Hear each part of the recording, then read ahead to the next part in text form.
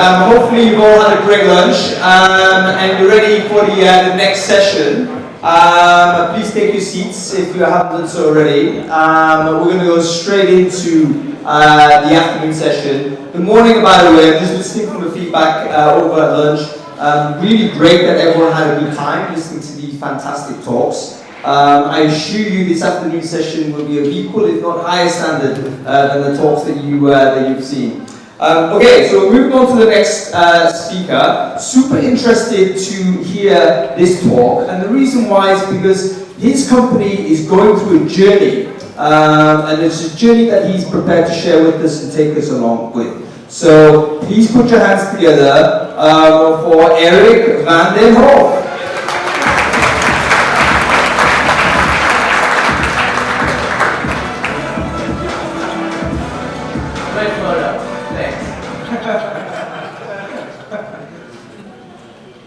Hi, as I work at TechSharks, and today I'm going to take you on a journey.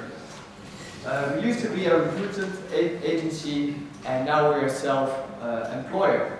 In fact, we want to be the best employer in the process and manufacturing industry. That's very ambitious, and that's what I'm going to talk about today. About employee engagement, but also about psychology. And I like those kinds of effects. Good luck. So first things first, my name again is Erik. My background is social organization psychology, so I like research. Normally a client comes to a psychologist and talk about the issues, and on my sofa there's a whole company, TechSharks. So we go through a journey, so I tech and do research, what do we do well on that journey, and what can we improve. I don't do that alone. I have a friend, that's Lisa. She's not here today, she ditched me, but that's okay. This is the important part, what I want to talk about today. Do we stick together? Imagine if you are at home and you got a spouse and you're in love and you have a marriage, and even in a marriage sometimes you fight. And although I'm a psychologist, I'm not going to talk about your marriage. I'm going to talk about your relationship with your own employer, and if you're an employer yourself, with your relationship with your employees. And I also want to stand a little bit still for the moment of the agency of the future. We heard this morning, it's very important that you're good for your employees, that you have to treat them as gold, and I totally agree with that. We don't have any wizards at TechSharks or trend watchers, but we hired one, that's Wim Davidsen, and he helped us with some strategical choices. So he believes, and we also believe as TechSharks, that if you want to survive the war on talent, or you have to get really big or get out, like Randstad, a lot of volume, and make money of that, or you have to hug the local partners, MKB in Dutch, and you have to be really good at that, or specialize in jobs. And we've chosen for the last one. And it doesn't matter which strategic choice you choose, but you have to live it through whole your organization. In your marketing, in your development, in your training, in everything, you have to live it. So we create focus, we only hire mechanics, operators, machine builders, engineers, and support. Sounds good.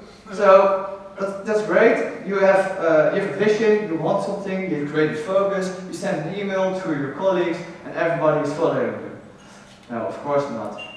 You have to have employment engagement and employment branding. You have to know who you are and what you want and what direction you want. And that's what I'm going to talk about. So I have this metaphor. If you're sitting on a birthday, like a Dutch birthday, you sit in a circle eating cheese, eating your sausage, and there's always one consultant next to you, probably from Deloitte or probably from Capgemini, in English. And they are so proud that they work there. But they are also outsourced. They work as clients for 4 or 5 days a week, but they still say, I work at Deloitte, and they are so proud of that. If I ask my sharks or employees, they don't say that they work at TechSharks. All these they didn't used to be. Now they do, thank God. But they always said, I work at the client, I work at Heineken, I work at ASML, I work at something else. They never said, I work at tech sharks. And I wanted that feeling that they say, I work at tech sharks. But how does that work in a human brain? Not a shark brain, but in a human brain. So I'm going to talk about 3 big effects in psychology. And the first one is loss aversion. Very briefly, the loss aversion stands for if you have $100, I take it away from you, you will hate me twice as much than you will like me if I give you 100 euros.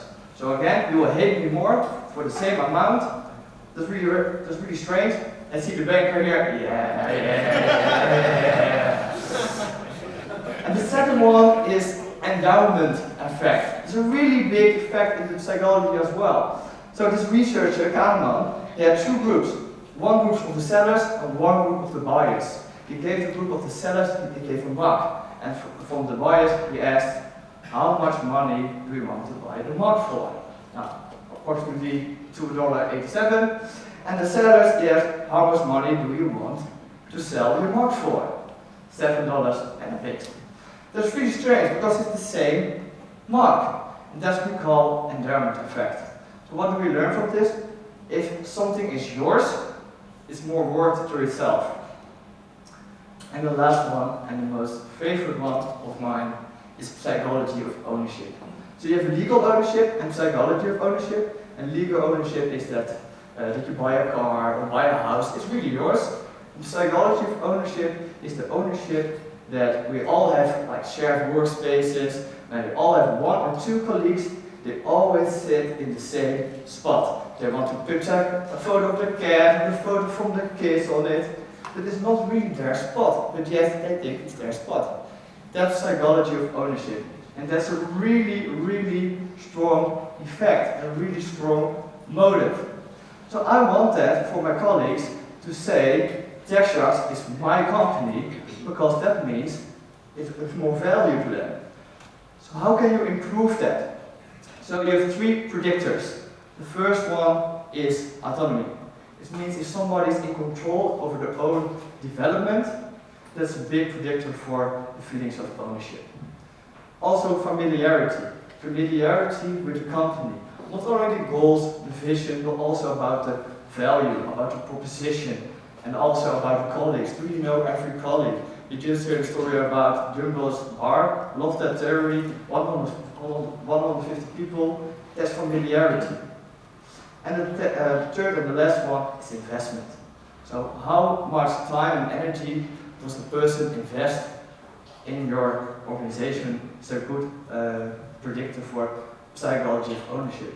And if you got the feeling that people say, yeah, this is my company, I'm really proud of it, I predict you get great outcomes, like more referees, better in sales, they talk more about your organization, and we all want that in a recruitment agency.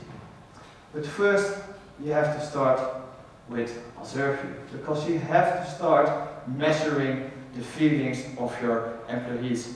Because if you have assumptions, then you just in the wild west, you have no idea what you have to improve. So you cannot improve those 3 predictors. So that's what we did.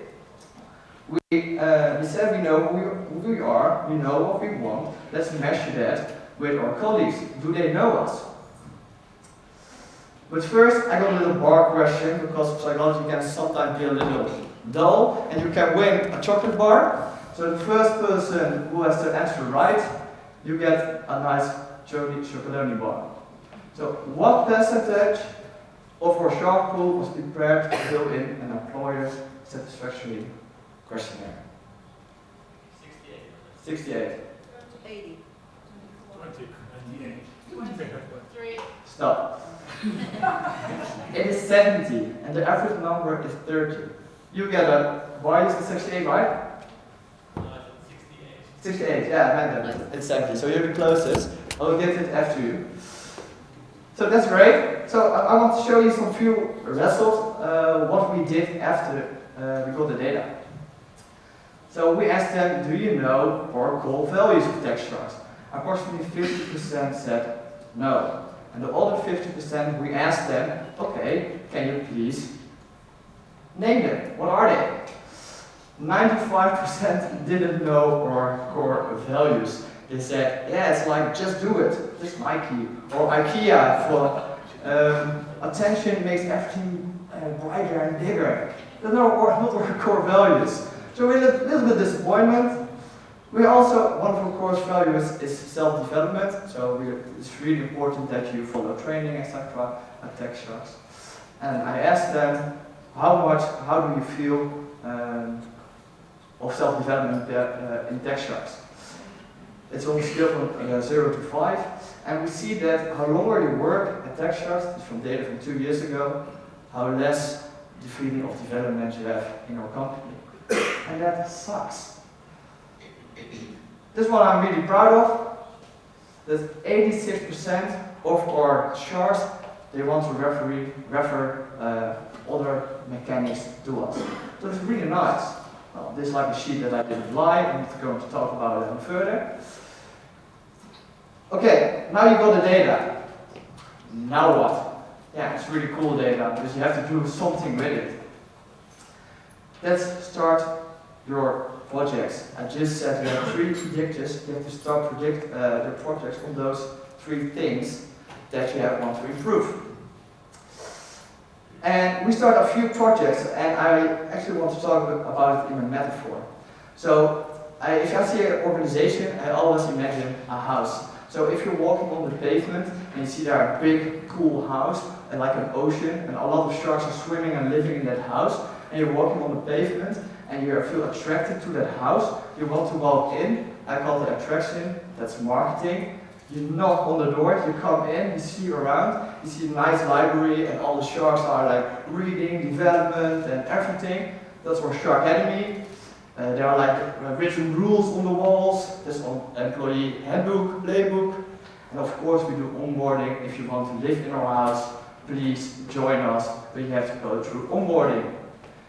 We also have a bouncer in our house, because if you're a giraffe or if you're a monkey, we don't want you in our house. If you are a monkey, you can go to MailChimp. We only want sharks in our house. If you're not a shark in our house, you're not going to like our furniture, because all our furniture is made for sharks. And of course, all values, highly adaptive, extremely effective, and always hungry for more. But that's fun, then you got your projects. We also have to kickstart your projects. And that's really hard, because you're talking about changing people, their behavior. And I promised you some psychology, so what's behind changing behavior? You have, again, 3 big predictors in psychology to change behavior. It's attitude, subjective norm, which is behavioral control. I hate that word, I hate to do it in English. But that aside. Those 3 predict the intention of the behavior. So the attitude is, does somebody think it's positive or negative to change the behavior? Subjective norm is like, does the group do it? We are like sheep. If you don't have leadership, you don't know what to do, you just follow the leader. That is like subjective norm. And behavioral control is that you have the perception to do that particular behavior. So with smoking, I'm positive to stop against smoking. My people think smoking is stupid, and I think I can stop with smoking, so there's a big chance I will stop. Then you get your behavior, and feedback always helps to improve that behavior. But let's get practical. Example 1. Remember this one? Like 50% didn't know, actually it was 95% that didn't know our core values. Familiarity, they weren't familiar with our organization. What did we do? We go back to this model. 95% didn't know them. Well, nobody's showing them, nobody thinks they can show it, so there is no change in behavior. We have to start with the attitude. So like to get the opinion positive about the core values. Time to activate. Oh, way too fast. Another bar question, really short one. Which department did we start or activation? Call it. Sorry? Marketing, sales? HR? Promise? No. Management? Close. Finance. Board. Why did you stop with management? It's most close. You're getting a chocolate bar. We started activation at our board. I just told you about the sheep subjective norm. If the leaders don't show some particular behavior, the core values of the organization, people are not going to follow it. Then management, then account managers, then mechanics and operators. So these are few tools we use to value our core values. And of course, on the onboarding, on the first day, it's very important to talk about your core values, because then they know what to suspect. We do that like with the 6 shark habits. We give them 6 assignments, and in those 6 assignments, they learn our core values. So they have to take a picture like a shark. We give the cars away, extremely effective. All cars on the same day, and put like a good price on it. It's really fun to do. It's like a thing. And we also talk about employer handbook. But we also let them film 30 seconds for them. What do their core values of us mean to them? Besides of epic content you're going to see, we also use it for marketing, like organic. It's really nice to have. Yes!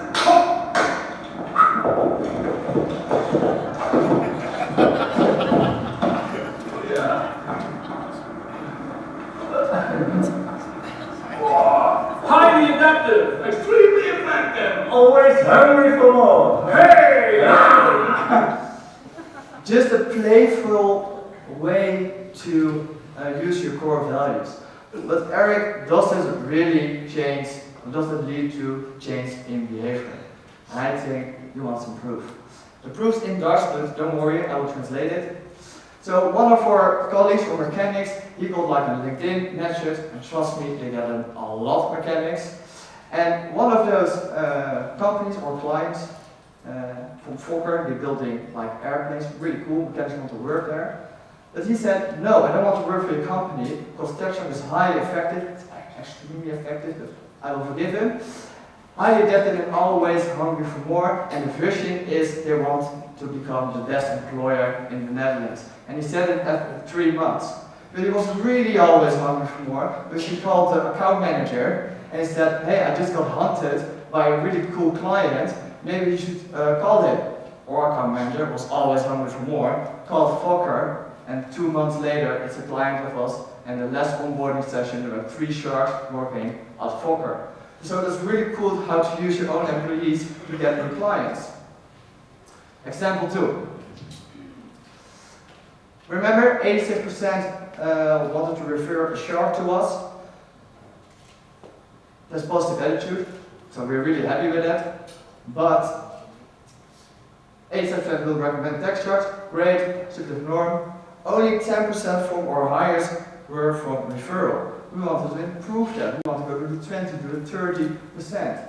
But why didn't people do it? They just didn't know how.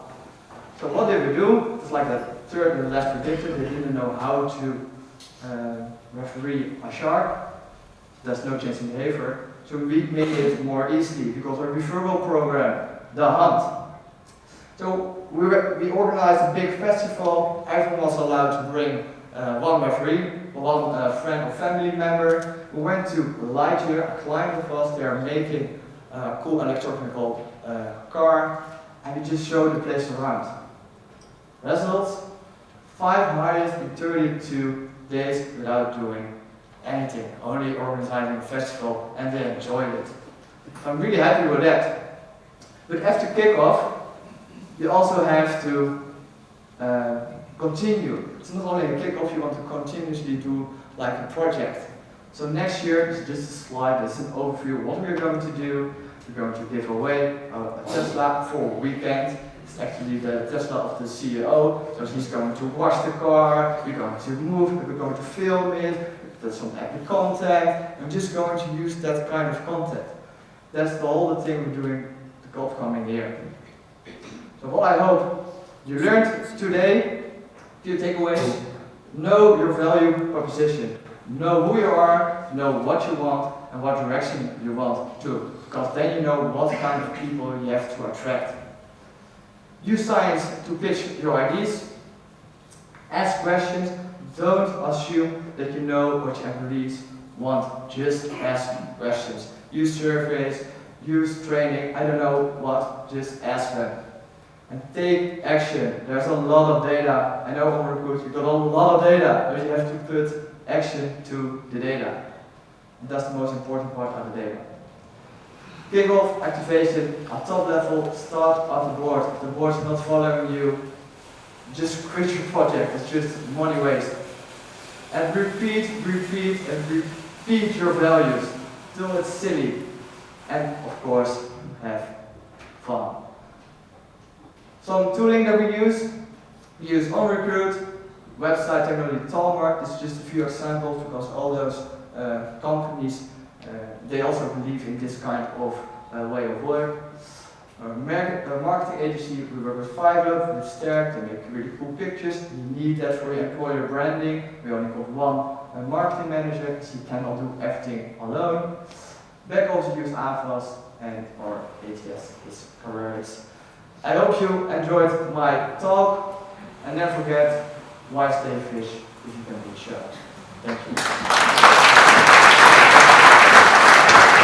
Well, that was cool. I really love the psychological underpinning behind that, and some practical tips as well on how to get this done. Also, of course, we love the chocolates as well. Whoever the winners are, going to keep them. Erik, we have a gift for you. A round of applause finally for Erik and Hoff. Okay, so moving swiftly on, we are very excited